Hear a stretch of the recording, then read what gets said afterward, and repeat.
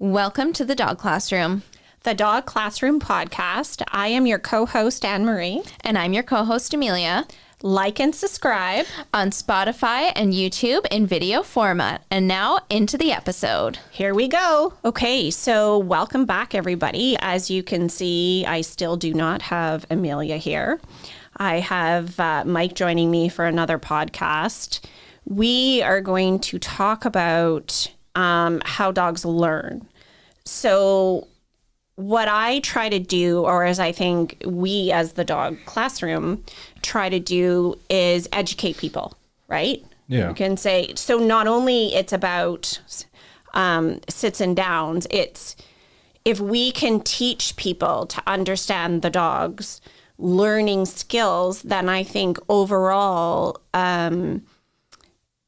the people are more comfortable with the timing of the learning. Did I say that right? Yeah, I think another thing, I say this often in the next step, is when they leave the next step, I want them to be able to know how to train anything that comes up. I want them to have the skills to break down what they're trying to do into manageable parts that their dog's able to learn with them, and they can change behavior on their own. Right. So just to interrupt for a sec, is a lot of times I really try to get across to people that, yes, you're learning it in a group class, or if we do privates, and yes, you're learning the basics, but I really want them to make that part of their lives, right? Like I want them to be able to practice that anywhere and anywhere. So. Yeah. And I mean, to be able to do that, you need to understand a little bit more of the science side. Often when we were learning, and the books that we read and all that, going 10, 15 years ago, they never really talked too much about the science aspect. But I think the science aspect is where we are now, especially when we get into the conversation of positive reinforcement versus using aversive methods and stuff like that. You may often hear people talk about balanced training and that type of thing. And when we're talking about how dogs learn, to understand the differences or the similarities between those different types of training methods, you really have to understand the science behind it.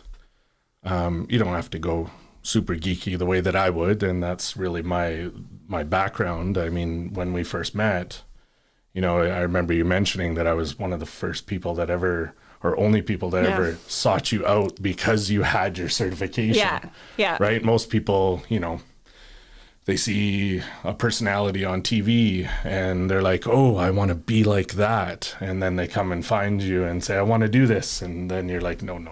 This isn't how this works. Yeah. Right? But I came in saying, I saw some stuff, I got interested, I started researching, and I found CCPDT, and you're the only one around this area, and I need a mentor because I want to learn this. Yeah. Right? So when we were talking, or when we were learning all that stuff back, 12 years ago, if you looked at everything, they said, don't talk about the science. It just confuses. Well, I think sometimes, too, is you only have so much time with the person, and a lot of people just want to get to it, just get to the hands-on stuff and don't really want to listen to the extra part. But I think when you're talking about all these different types of training methods that are coming up, I think now it's really important to understand. And the thing is, you don't have to read scientific papers, right? No. It's just basic learning, honestly, is what you can break it down to. And it doesn't necessarily have to be fancy words. I don't even want to say it's necessarily common sense, but when I seem to be able to explain it to people, I just try not to, I don't want to say use the fancy words or whatever, but use more describe it more realistic to their life or lifestyle. Yeah. When we're talking about these different type of training methods, or the different camps that are out there and all that type of thing, often what happens too is those labels mean something to people, and in the dog world they may mean slightly different, and there's nuance to it all. And People may be making assumptions that balanced sounds like a good thing, or that type of thing. And you need to understand really the science behind it. And when we're using an aversive or something like that, what's going on in your dog's brain, to really have make an informed decision on what methods you want to subscribe to, what's happening there, and that type of thing. All of that kind of fits with understanding what's going on with learning. When we talk about learning, learning theory is something that's, you can research, you can Google and all that type of thing. You'll get a good swath of information out there. But, learning theory is just like any other scientific theory. It's just a group of observations that allows us to predict what can happen. And when we're talking about learning, we want to understand how we can get outcomes that we're looking for, right? So in learning theory, there's two particular parts of learning theory that dog training is kind of focused on. A lot of low-level thinking about learning is focused on, and that's operant conditioning and classical conditioning. So I'm just going to interrupt you for 2 seconds. We're going to go there. But what Mike really wanted to do for you guys today is just break it down, right? So I'm going to let him go back to the two terms, but I want you just to, instead of being overwhelmed, and a lot of clients say that on the internet there's so much information. So basically what Mike just wants to do is we're just going to say those two terms have been around forever. Any clients that we have that are psychologists or anything like that, are quite surprised that dogs actually, or we use the same terms for dogs as well as people. So I want you guys just to look at it and just listen. He's got a really good explanation at how to just simplify it a touch and apply it to your dog's learning. Sorry. So go ahead. Yeah. So, just to touch on that, where people get surprised about that, something that people need to understand about learning theory is it's a theory about learning. Anything that learns falls under learning theory, right? It's not just people. It's not just dogs or anything like that. And there's branches within learning theory that go specific to people and all that type of thing. But when we're talking about dog training, we often talk about operant conditioning and classical conditioning. Operant conditioning is pretty simple. This is the thing that most people think about when we're talking about training, right? We add or remove stimuli to increase or decrease behavior. Right. So positive reinforcement is the one that everyone, thinks about. We get a dog to do something, or they do something and they get a reward. Right. So the reward's the stimuli. Then the more times we do that, the more likely they're going to do that behavior for us. Right. So we're talking about repetition. Yeah. Okay. More times. Yeah. Repetition. The more times they get rewarded, the more likely that behavior is going to repeat itself. That is the reinforcement part, right? One thing that people don't really understand about it, or don't remember, or it hasn't really been explained well, is operant conditioning is voluntary learning. They choose to learn, right? I'm not talking about us forcing them into something or anything like that. I'm just saying that the body chooses to understand what's going on and make associations and learn like that. The one that a lot of people don't talk about or don't understand very well is classical conditioning. Classical conditioning is involuntary. This is something that happens with your body, whether you like it or not. And the best way to describe it is to use an example, and this is something that anyone could try at home. You could take a pen, right, or a pencil, and you can make this sound, tapping on a desk, right? Now let's do that with two people. We're going to have one person that has they're the ones that are doing the work, and the other person that has the pencil. What we're going to do is we're going to get that person that's doing the work to check their heart rate, see what their resting heart rate is. And then what we're going to do from there is we're going to tap the pencil while we do jumping jacks for 20 or 30 seconds.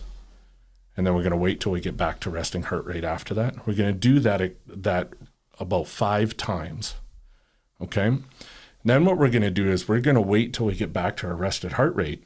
And then we're just going to tap the pencil.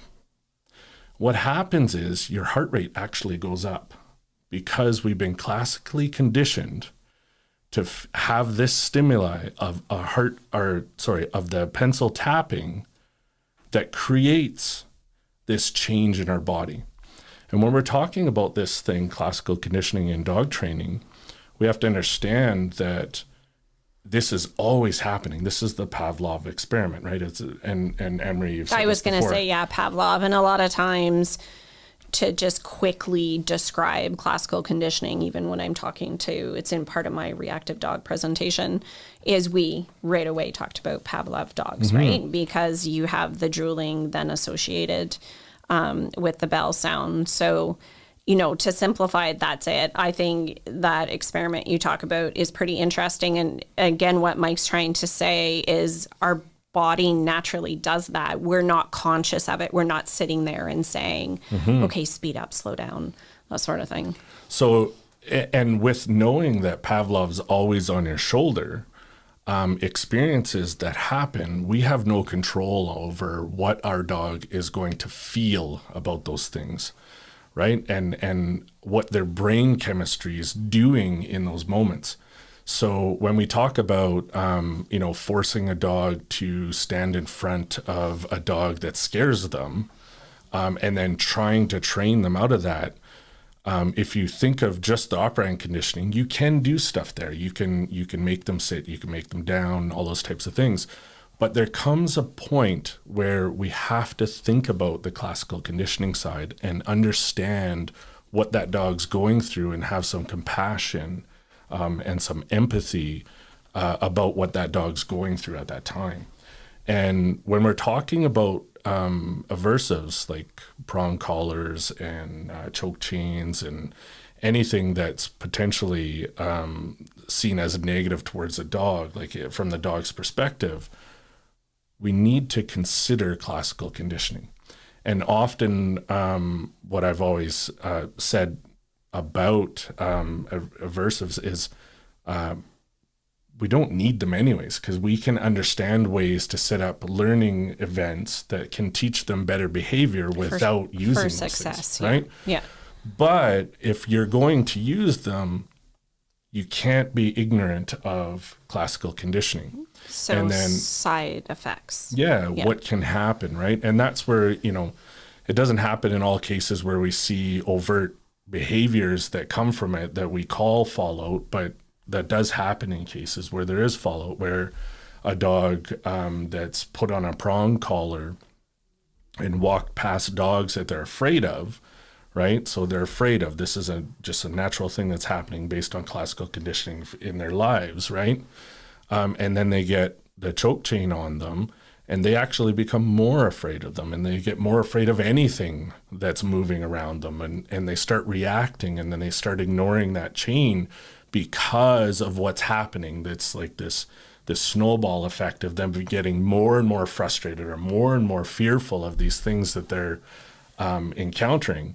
So just to pipe in, so when he's talking about that, like technically bringing it another level, but chemical, like different chemicals. Yeah, it's chemicals that's going on. Yeah. This is not something that they're in control of. No, and they have no control of those chemicals like cortisol, epinephrine, and all that actually increasing. It just... Yeah, and one thing that I think people can think about too is, we spend our lives and like our social lives learning how to beat that instinctual side and make us think through things. Dogs are much closer to that more natural, instinctive behavior, reacting quickly, those types of things, right? So, acting just like, in the moment. Yeah, in that moment, like a dog recognizing another dog's play bow and bowing within a millisecond of it happening. Yeah.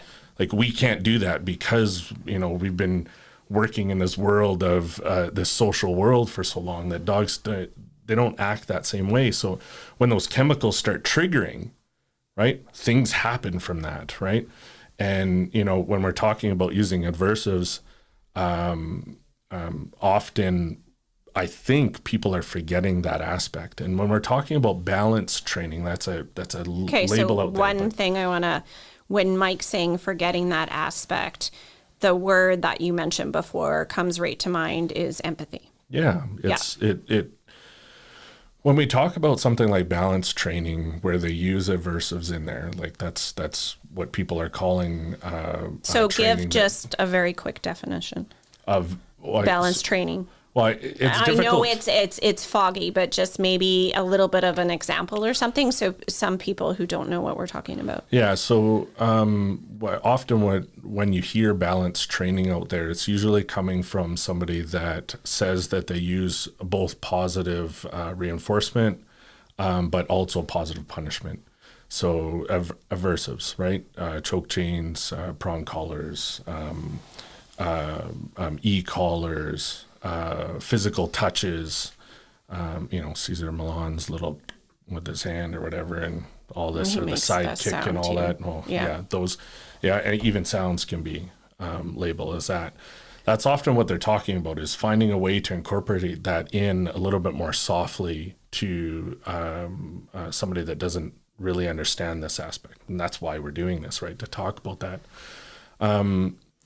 They often, like, when you consume people's content about that and why they use it, they often don't talk about that empathy piece. They don't they don't say absolutely. that. And what I've kind of come to realize is it's just that evaluation of it, right?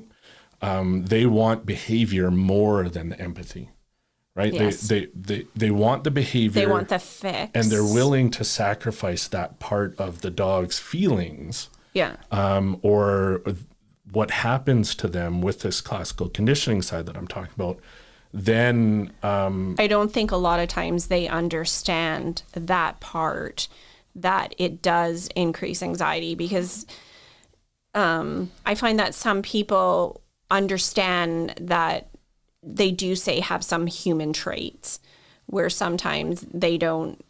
Some dogs don't necessarily do, but like, again, more of the studies are showing, that dogs learn from mimicking, and dogs can actually be jealous in a way, depending upon the circumstance, guarding and that sort of thing. So in following with that is, again, what we're trying to let everybody know is there's just more to it. Mm-hmm. Right. So Mike's really talking about the actual feeling that the dog has. And, I believe over time that people definitely had something to do with the evolution of dogs. Mm-hmm. We all talk about wolves and that sort of thing. It was us that actually, left our garbage out and fed them and then had them start to cohabitate with us. So we really need to be aware of that part. And I would say, as trainers, for some of us, I have relationships with each of my dogs. I wouldn't trade those for the world. Mm-hmm. I think I actually have more relationships with dogs than people, but we won't even go there.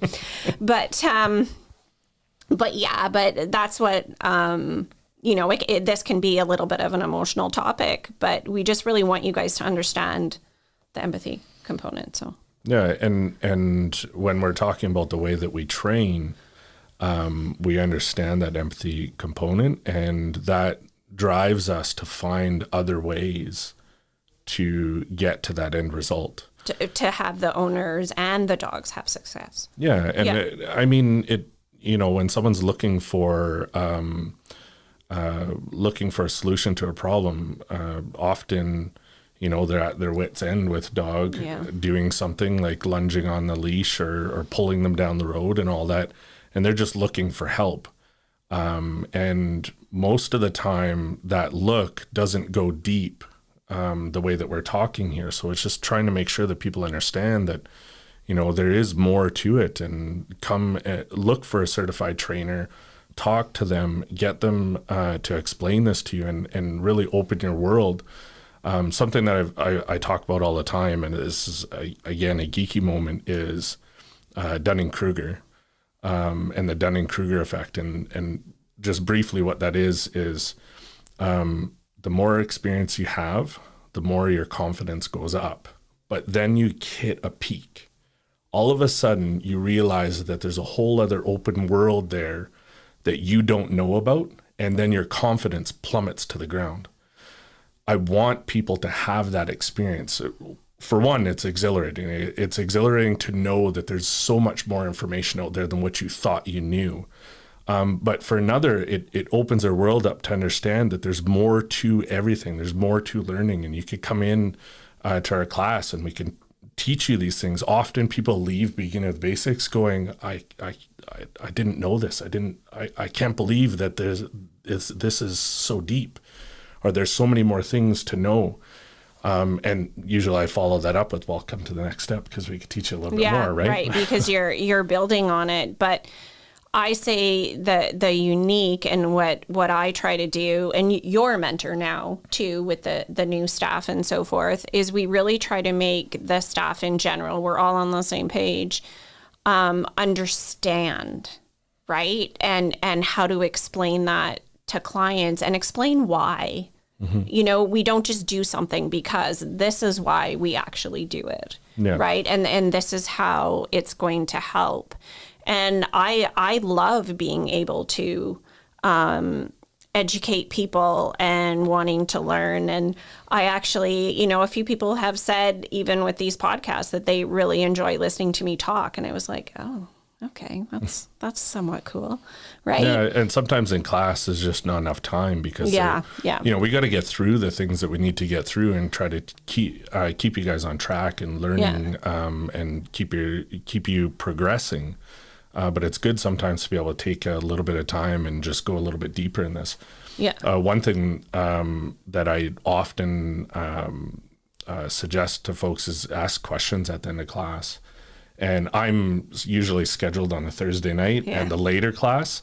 So you don't leave there till so the class usually ends at 9:30, and I'm usually rolling out of there about 10 o'clock. Yeah. Right, because that's the one benefit of going to that late class. I know sometimes we have trouble filling it, but the late class on Thursday nights, I'm there, and there's nobody else after you, and I can go home whenever I can go home. And if it's an interesting topic, I could talk your ear off about it. Well, the other thing I think a lot for us, and I like to talk on behalf of the staff, is we enjoy talking about it, right? So again, the fun thing was, you know, we had Amelia and Kelsey talking about her experience. So I think a lot can be learned from us just talking about our own feelings and how we feel about things and how to deal with things on, like, we're trying to create more realistic level, I guess is what I'm saying is, you know, I joke with people and say, you know, I have the 5 dogs and I've had a few dogs in the past, and chances are we can relate, because some people look at you as, oh, the trainer, and you know everything and your dogs are perfect. Well, they're not. No. We know that. You know, I honestly sometimes have the same issues, you know, as others have. So are you sort of comfortable where you left talking about like the operant and classical conditioning? Yeah, I mean, you know, to kind of summarize with that, operant conditioning is what we generally talk about when we're talking about dog training, but just you need to understand that there's another level to that.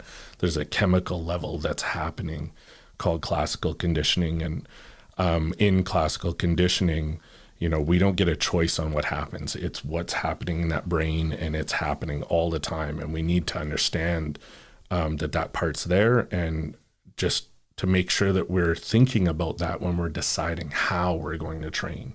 Right. What methods we're going to use. Right. And then I'm finding too that there's way more studies and information happening. And it's been really cool as the last few seminars and COVID actually, going off topic just a titch here, and then we'll wrap it up. But COVID actually, I think, helped some of the education for the dog industry, right? Where all these seminars where we used to have to travel to and that sort of thing went online. But the really cool thing about it is like Clicker Expo, the Dog Aggressive Seminar, that sort of thing, is now they have all these awesome presenters in Europe. Right. And even though it's 3 a.m, they're logging on and giving their presentation. So it's sort of cool to really understand some of the training they've done. Right. And I don't want to say they seem like they're a little bit ahead of it, but, and then I wish I could remember her name. She was actually also a psychologist, and she talked about these studies, and, she does mention that you have to, it's an art to read some of the scientific studies, right? It is to read a scientific paper, but, there's a lot of information out there where you have others that actually break that down or pull it apart for, I don't want to say the average Joe, but to understand, and it's a little bit more approachable. Right. Yeah. I mean, that's something that I do with my day job too. Is I'm a tech guy in my day job, so I've got to take this weird space that nobody understands and give it to you in a way that someone can understand it, so they can use it. Right. So that's a skill that we need to have in class with all of our instructors. Is being able to have somebody walk through the door and teach them why something's important to do it a particular way and why you shouldn't do it a different way and that type of thing. And to break it down and the benefits. And even Mike was actually mentioning, like sometimes it might take a little longer, right? We had this point but after you get it, like I say to people, when that light bulb goes on for the dog and you get it, they remember like for the rest of their lives. Like it's super cool. Like sometimes, I go say 6 months or 8 months with not doing weave pulls, and you put them in front of Frolic and she's like, boom, boom, boom, sort of thing. So you can tell that stuff they enjoy, and that you've taken the time to break down and you've done the repetition, and they've really succeeded at the learning. That remember that's long term, just like us in comparison to teaching our kids how to read or teaching them how to skate, or right, that's with them long term. Well, and I did mention it at the beginning where I was saying learning theories, it's agnostic to species, right? Yeah. And I'd like to think that I've done a pretty good job with my kids so far. And I think some of that has to do with the way that I've learned how learning works through dog training and all that. So, and I think, across the board, it's like you just said, part of your job is breaking it down and explaining it. And we all learn different ways, right? And dogs also learn different ways. But I think in the way I also concluded the other episode that we did together, it was ask questions, do research, talk. Because there's definitely information out there. There's definitely people that want to help you like we do, right? We want to help and educate and bring people the information that we find, I don't want to say mind-blowing, but sometimes, right? So, again, just to wrap up, Amelia and I will continue to work and come up with different topics. So we would love your feedback. So please, Instagram, Facebook, give us topics. If you see us in class, please, give us feedback. It's always awesome to have those conversations and the feedback definitely from clients, right? Because it helps us become better trainers. So we touched on operant conditioning. We touched on classical conditioning. We tried to break that down for you guys to understand how dogs learn. We could probably have multiple of these episodes to go through, and I don't think it hurts to touch on it. And I definitely think we'll do it again, because the way we learn is through repetition, right? Just like the dogs. So thank you very much for tuning in. And thank you very much for Mike, taking the time to come by and chit chat. Though I know he loves to explain things and break down different terms and chit chat. So everybody take care. Again, thanks very much for listening to the podcast, and we'll see you soon.